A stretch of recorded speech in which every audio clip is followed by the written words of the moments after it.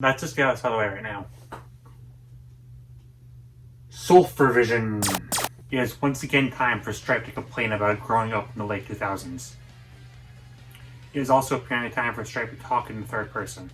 Something I've noticed cropping up a lot in the late 2000s is the rise of edgy or dark parodies or satires of children's media. Like, I swear, there's more videos of Ash beating a Pikachu than there are Atoms in the universe. I don't care for this. Listen, it was creative or unique or heck, genuinely scary disturbing when I first saw this. But after 2 decades, heck, stuff like Simpsons and South Park existed for longer, and I'm sure those weren't the originators either, of the same punchline of thing for kids but swearing or blood or sex, I'm sorry, it just doesn't faze me anymore. Making something scary that isn't supposed to be scary, though, is interesting to me. Like, obviously there's tons of scary scenes or characters in non-horror media, but I mean the good old trope of taking a beloved icon and slapping on some red googly eyes and drowning them in ketchup. Not just creepypastas. Just anything that tries to take a pre-existing character into a murderer. So for this Halloween, I want to look at some old parodies, creepypastas, and other media. The problem is, though, what franchise do I focus on? For me, that was easy. SpongeBob. It's a go-to for parodies of all sorts. Some jokey, some that take themselves seriously, and everything in between. And it's pretty much been consistently parodied ever since it was first released. But that brings in another problem. How do I break down the literal millions of SpongeBob parodies into something that's more, like I can actually work with? Well, that brings in Friday Night Funkin'. May God have mercy. Listen, if you're watching this, you already have strong feelings one way or the other on this game. Unless you're me and you think it's just okay. It's a fun, free Bowser game. I like most of the songs and the art style, but I'm not in love with it, mostly because I suck at rhythm games, but I really don't think much of it. Then the mods came in. There's no denying that the mods are the reason this game is still relevant. For better or for worse. Mostly for worse. Literally every character ever made has rap out the funny blue-haired man. Besides only 4 characters that mattered. Get on that, modders! That's where a lot of the controversy comes in, whether it's from various stuff inside the community, to the internet favorite excuse of, it's popular so it sucks. Yeah, FNF is the most beloved game on the internet. Give it a year or two and a meme or a fan song will get popular, and it'll be accepted as a classic just like all these. So yeah, it's decent, but that's it. But again, the mod community is ridiculous. And for some reason, they really like horror mods. No idea why, but there's a billion of these. There's even packs, like this one. Mistful Crimson Morning. There's actually a few SpongeBob mod packs, but this one focuses on SpongeBob horror media, including creepypastas, animations, comics, and even memes. So it just seems like the perfect example of the study for this video. There's 13 songs covering 11 stories. And I'm going to analyze both the original story and how they're brought into FNF to see if I can find one that actually manages to make something as instant and important to my childhood as SpongeBob scary. I'll also be judging the mod itself, and if the songs are good and all that. Problem is though I suck at video games, so all the footage will come from the channel community game, as will a download link to the mod. I do regret this. Last second update, there was apparently some controversy going on in this mod along with a scrap build release. I will not cover any of that since I wasn't aware of it when I wrote this in August. So you can tell from the name, the main focus of the mod is the most iconic piece of SpongeBob fan work, Squidward's suicide. The story of a low-level intern who somehow gets to see a full episode of SpongeBob before it even drops, even though he really should just be the guy who's getting people coffee. Where Squidward does obviously the clarinet recital, then shoots himself. There's also a child murderer who's apparently put a whole bunch of his extremely graphic child murders into a random episode of SpongeBob. There's more misspellings in this story than anything I've ever written. Not to mention the random shock value, the fact that, really? This story has nothing to do with SpongeBob. This could be written with any series. So yeah, pretty cringe. How is FNF fair? Well, the first song, Humiliation, doesn't have child murder, so that's a W. Also, Squidward has his beard from Are You Happy Now? The episode that makes several jokes about Squidward trying to off himself. As for the song, I don't actually know what to think about it. I like the instrumental, and that girlfriend's wearing Sandy's outfit, that's cute. She has a helmet on, suggesting that she can't breathe without it, yet boyfriend isn't wearing one, so he's definitely dead. But then there's a problem.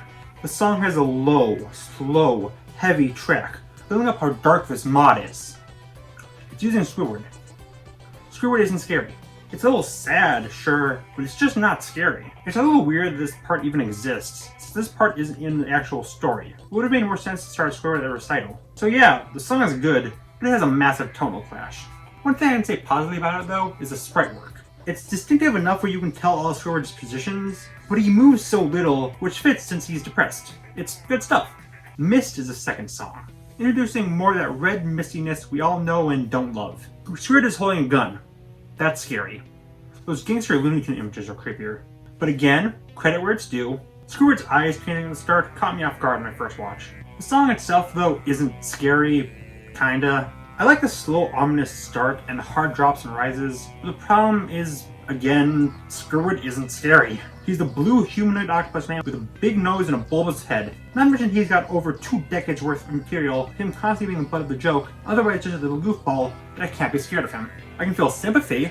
I feel like the sadder moments of both the mod and the story work, but he just isn't scary. Especially since this mod uses what sounds like clips from the actual show, and that's just a naturally silly voice. The song, though, again, it's decent, but dragged down by having 3 printer noises on top of it. If Squidward doesn't ruin the atmosphere, Boyfriend definitely will. Moving on, a lot of FNF mods includes a special gimmick, and this song is no exception, bringing in the gun mechanic.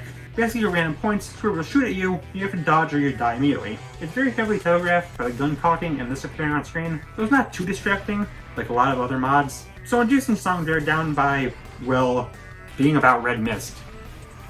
More like red piss. So hard to scroll in these gloves. What have I done? What have I done? The final of the week is Doomsday, and it starts with this freaking face. I'm sorry, this is hilarious. How could you possibly make Squidward's head more bulbous? It looks like a freaking Galoomba. Look at this Galoomba! Not to mention that he has teeth. Squidward only has teeth for sake of a joke. So yeah, this is hilarious. Squidward sounds more like a honking goose in this song than the actual character. And despite this being the darkest song of all the 13, Boyfriend is still as happy as ever. The song is too fast and intense for the mood it's trying for. But again, I do like one thing. Halfway through we get a flashback looking at Squidward bombing the recital. Weirdly, he is singing, not playing the clarinet, despite holding it, but whatever. The song slows down significantly here. I like the perspective of you watching Squidward instead of both characters being on screen. A later flashback of the song has no vocals whatsoever. Just Squidward standing on the stage, sad and defeated. It's genuinely really sad. Then they immediately hard cut the Squidward yelling, which is at best a cheap jump scare, and at worst hilarious since it comes out of nowhere, sounds funny, and has his teeth showing. Followed immediately by his boyfriend completely killing the mood by saying, there was a decent framework to be dark, but the constraints of FNF hold it back. And of course, it ends with Squidward shooting himself. It's as tasteless as the original, and far more empty than someone offering themselves really should be. It's just cheap shock value, and I get it. The story wasn't much other than trying to be scary, but it doesn't make it any better. So yeah, these 3 songs are decent, but they're just not scary. And their unscariness, despite trying so hard to be, really holds them back. A decent attempt, and they don't have random child murder, so they're better than their creepypasta, but they still fall flat. Hopefully the free play songs fare better. The next song puts up against motherfucker! Okay, yeah, so if you don't know, an actual episode of SpongeBob referenced Squidward's suicide. I don't know why this was such a big deal. Gumball referenced their own creepypasta 3 years prior, but whatever. This episode was censored in the US as well, so yeah. As for the song, it's called English is Dead and We Are Dancing on His Corpse. It's freaking, I think it's Sagilimikrimi. I butchered that perfectly. I cannot find a pronunciation. I'm sorry if that's wrong. Anyways, let's put you up against Can Squidward, again staring at him like that one part in Doomsday. However, since this is an official character, they allow the modders to go more goofy with him, instead of being stuck with the original Squidward's suicide, who is, pardon the pun, dead serious. This allows them to majorly distort Squidward's face that are both disturbing and funny, like this one showing his teeth, or this one pulling a Megamind. Kutos describes a thing called bathos, which is contrasting something silly to something either sad or scary, while pulling them off both well. That's part of the reason why I love Courage so much. It blends humor, horror, and genuinely powerful emotional moments together masterfully, sometimes all at once. Heck, just look at Squidward's idle animation. It's just an unmoving PNG, but it manages to be unnerving with how it just does nothing and stares at you, while being funny for the same reason. The song actually works at translating the source material perfectly. Shame that the song sucks. I'm sorry, but both characters sound so robotic. It fits for Squidward, but not for Boyfriend. And fitting or not, it's just so grating. Not even the instrumental is that good. It's just noise, nothing really coherent. It's nowhere near the worst thing I ever heard, but it's easily my least favorite of the songs so far. The next song is Tortured, and you'll immediately pick up on the distinctive visuals of this one. That's because instead of a creepypasta, we have the webcomic called Bikini Bottom Horror. And this comic is amazing. Yes, it's a dark fic. There's tons of death, gore, swearing, and things you'll never see in Nickelodeon. Heck, Larry dies, and as we all know, that's impossible. Praise Larry! But despite that, the comics writer, still in the simulation, knows when to go dark and when to take things more lightheartedly, both by throwing references to iconic memes and lines from the show, and keeping the characters mostly in character, only diverging from the source for understandable reasons, all while tying it back to real-world science and even the lore of the show. I never felt that the Bikini Bottom Horror was just cheap shock value. It's an actual story with real, tangible stakes and characters that just happens to be based off the most iconic character of the 21st century. Squidward Suicide could use any piece of media. It's not specific to SpongeBob. This couldn't work in anything but SpongeBob. So we've done it! We found a way to make a horror property based off kids media actually good! Wait, why is this video so long? Well, how's the song? Can't believe we're saying this, but it's great! Not only are the visuals so good, I believe they got the actual original artist to do it, but the instrumentals are just loud, strong, bombastic, yet still heavy track that fits perfectly for the context. Which is right after the aforementioned part where the tortured one, long story short, Krabs made a Patrick clone, tortured it to use as a secret ingredient of Krabby Patties, and eventually grew strong enough to take revenge, and immediately overpowers and kills Larry. Really weird that Squidward immediately decides to rap battle the thing that killed his friend. Heck, side tangent. Why are so many F&F mods based on horror media? Why would a serial killer or mindless monster see a random dude and be like, hey yo bro, it's rap battle? Whatever. Tortured One's vocals are deep, but still memorable. While Squidward sounds a little higher than I would expect, I remember this guy is probably shorter than my knee, so whatever. Everything here works together fantastically. From the beat, to the vocals, to the part where it suddenly gets quiet when we pick up again. It's a phenomenal adaptation of the story. And also, it's hard to see, but yes, Squidward does actually move. That's nice. Easily the best so far. If you think I only like this song because I like the source material, just stick around. After that is Served, from Plankton Got Served. The story is based off the episode One Course Meal, and God, if you weren't around in the early cartoon community, this is like public enemy #1 alongside Johnny Test. Like, I get why people didn't like it. Krabs driving Plankton to near suicide is way too dark for SpongeBob, but the writers have apologized for it, and even Clancy Brown said he felt uncomfortable recording this episode, despite voicing Krabs for over a decade at this point, and I should feel sorry for making an episode about gore, but like, you'd think that episode saw some dog backlash was so vitriolic. The story pretty much follows the plot of the episode, until SpongeBob convinces Plankton to not kill himself, where instead, Plankton allows himself to get hit by a bus. It then cuts to him on a podium, with Wales and his family underneath him, and the light above him, being underworld and heaven. Plankton then jumps. It's basically just Squidward Suicide but with Plankton. As for the song, I'm not a fan. First of all, when you start anything with you've immediately forfeited all the senses of horror. Plankton here is based off of this fan art, which has nothing to do with the story, and worst of all, gives him 2 eyes.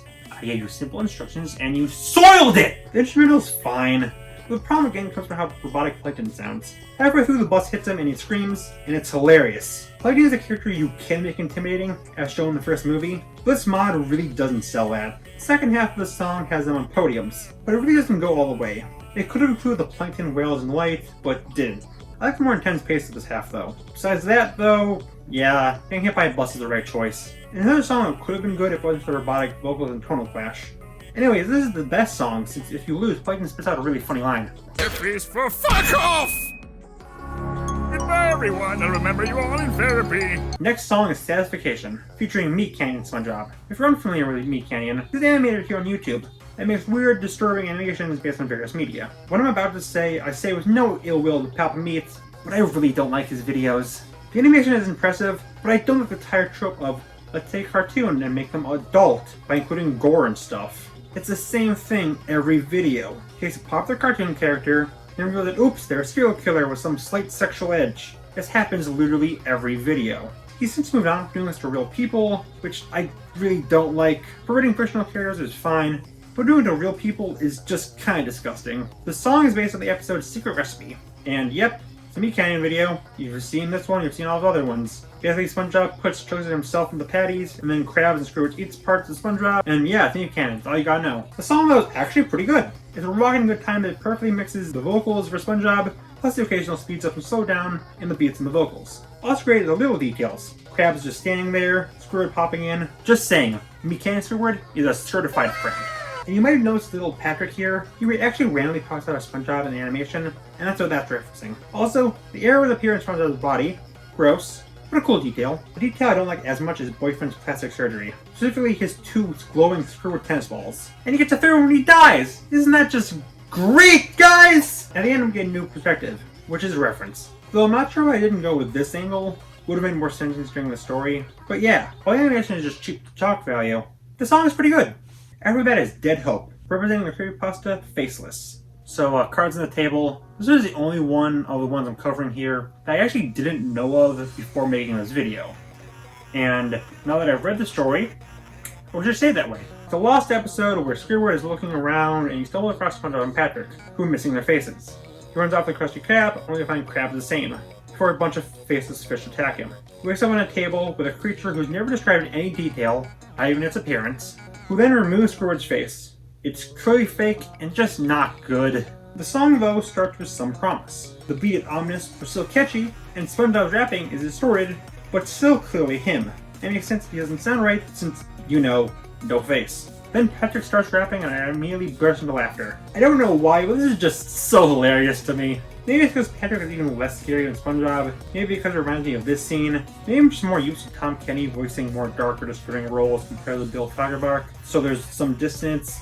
I don't know, it's just hilarious to me. Once actually creepy beat is replaced with a more energetic beat, which I would like, but again, this just feels like a bunch of random sounds rather than a coherent beat. Well, this song introduces a new mechanic, floating arrows, which, like, it's fine. It's not distracting or anything, it's alright. But that's not the worst floating thing here. That's the yellow sponge and pink star in the room. Yeah, no one floats in this story. They're only described as walking. That's not the most obvious difference in the story. That's... oh yeah, they aren't supposed to talk! The closest thing to scary the story gets is the whole idea of "and I must scream," the unnamed creature afflicts on his cast. And this ruins that by having them rap. The best way to incorporate this story into FNF would be to have Squidward rap against the creature. You have to make a design for him, but it wouldn't counter the whole story. Heck, the background seems to be the room the creature is in, and SpongeBob and Patrick are never shown there, so it just doesn't work. Then there's the second half where they chase Boyfriend. It's a neat perspective, but ruined by, again, this doesn't happen in the story. And also, Boyfriend looks like he's just having the absolute time of his life while being chased by evil faceless monsters. This really dropped the ball in a story that isn't even that good. It has some interesting concepts, but ridiculously sloppy execution, and it's easily the worst in this batch. After that is Dumped, featuring Bootleg SpongeBob. This is a story shorter than this segment, but a single frame of an episode that gives SpongeBob googly eyes that is so freaking scary that it's driven multiple people to off themselves. The story sucks. The song, though, very much does not. After a kind of slow start, the song immediately picks up with a fast-paced back and forth between the two, with hard-hitting instrumentals, and the vocals harmonize perfectly. There were several times where it seemed like the song ends, but they keep one-upping themselves. And then, for literally no reason whatsoever, Boyfriend rips out a guitar and plays an epic solo! This has nothing to do with the original story, but God, it's so awesome. Made even better by how freaking pissed SpongeBob looks here. Actually, fun fact, the mod team has made some lore for some of the characters, and this is easily my favorite. Despite canon SpongeBob being an adult, Bootleg is only 7 years old, and he hates being called cute. So much so that he wrote his entire story to look tougher. That's just freaking adorable. His animations are great too. He makes the Sonic pose, the ring pose. The room around him also has NES and Bold and Bash painting, but with the beard from the first song. God, this version of SpongeBob is just so adorable. Do you think he's actually stuck to the TV and he has to find a way to move around? I assume he either hops around like Polly from Amphibia or Wild from Final Fantasy Smash. So yeah, a nothing story, but an amazing song. I think I like this more than Tortured. After that is Cannibalism, based around Robot Chicken. I really don't like Robot Chicken. I admire the stop motion, and that most of the voices are done by one guy, but this is a textbook example of weak shock value. Wow, it's like a kid's character and make them die horribly, or swear, or reference sex. Yeah, that's good, that sounds fine, that sounds nice. Now let's make that for 17 straight years! Where's the shock if you know exactly what the punchline is going to be every single time? There's no better example of this than the SpongeBob sketch. Krabby Patty formula is cannibalism, a joke so overused that this is the third time this concept is in this mod. Yes, this came before the other two, but it was an overused joke even before the skit. You know what to expect from the get-go. As for the mod, I mean, I like that they replicated the art style of the series, but then there's this song. I have to say, this is the best song in the mod. The bouncy yet intense beat, the fact that SpongeBob starts instead of Krabs is fitting since he's calling him out, how the two's trading of lines actually works as an argument. They perfectly include clips from the sketch, an expression of the characters, everything. In the original sketch, there's a joke where SpongeBob reveals to Squidward that he's eating calamari, and this is done almost right after the reveal of the formula. But here is a decent break between the start and him finding out. It makes it even funnier since even right after finding out that he's been eating crab meat, Squidward's just munching away as if nothing happened. For the bombshell that he's a cannibal too is dropped. It's a little weird that the line is cut off since it isn't in the skit, but besides that, the lines are incorporated perfectly into the song, never halting the song, and really follows a true story through the song, complete with the end joke without the unnecessary gross out humor. Everything works so perfectly in this, and while sketch may not be able to make SpongeBob dark, this song can make SpongeBob awesome as frick. Phenomenal job, we should eat people more often. Next is Dehydrated, featuring Dehydrated SpongeBob. Wait, isn't this just a normal dude? Yeah, this is from an actual episode. Key of the Tree Dome. And while real SpongeBob can be scary, I fully admit to being terrified of Wormy when I was a kid. This was always a scene where I found hilarious. Were people scared of this? Well, anyways, the song is kind of like dumped. Slow start, right after SpongeBob says, "I need it!" It picks up a lot, though not as much as that one. Yeah, I know what to say here. I like that they use a 3D model, but yeah, there's not much here. Okay, quick break. I really want to ask you guys, seriously, genuinely, do you know who Joe is?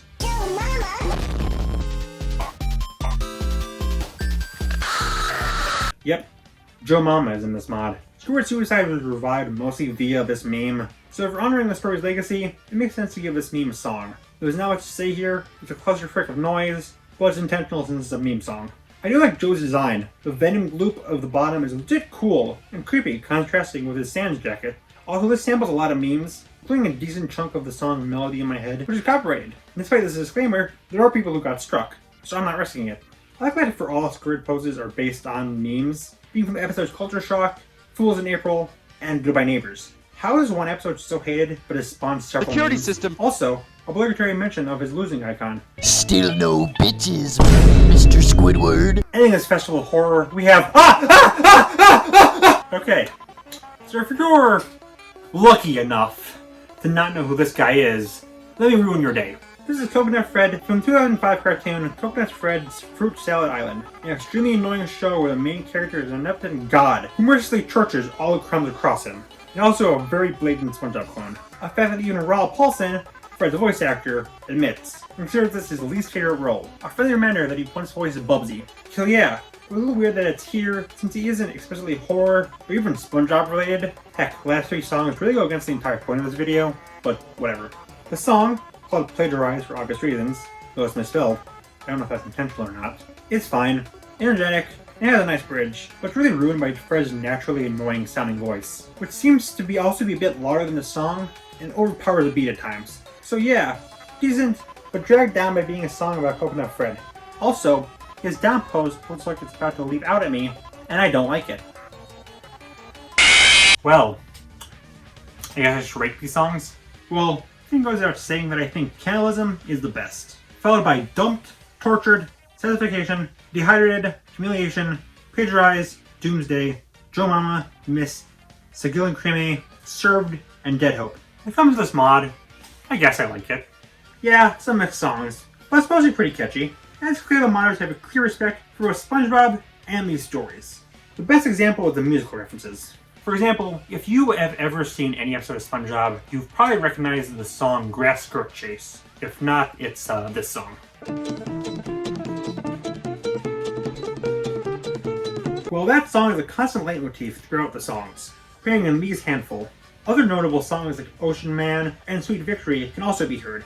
With that said, while I like the mod, it's just not very scary. Most of the mod itself gets is cheap jump scares, and the stories themselves are generally just shock value based stories that have little to nothing to do with the source material and really lose most of their luster once you know what's going on. But one exception to this is Bikini Bottom Horror, which matches genuinely really scary designs and a dark and connecting story with clear respect for the series, keeping most characters in character along with referencing iconic moments from the show, only when it wouldn't undermine the horror.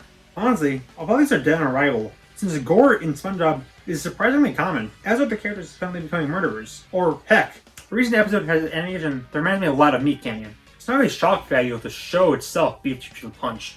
But obviously, these 11 are not the only stories that take a originally child-friendly work and make it dark and serious and adult. Are there any other good ones? No.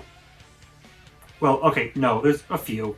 But as a whole, this is a very hard to make good concept. Too many of these creepypastas or sketches or animations or even fan theories or whatever else tend to miss the forest for the trees and just make things dark and edgy because of the contrast. But like, at this point, playing it straight is more subversive than making it edgy. The internet is a hateful place. Spend just 3 minutes on Twitter and you'll find at least 12 people telling you to kill yourself. You know what you're getting when you watch Robot Chicken. You know what you're getting when you watch Meat Canyon. You know what you're getting when you read creepypasta. Where's the surprise? Tie it back to SpongeBob. This is the episode where the Dutchman invades SpongeBob's house and started scaring him. And at first he's terrified, but then he starts to laugh it off, then it doesn't faze him, and that's kind of where I'm at this whole topic. Basically, it's a cringe. Stop. How did I make a 30-minute video about a SpongeBob Friday Funkin' mod? Anyway, thanks for watching. Bye. Eugene! I have diarrhea.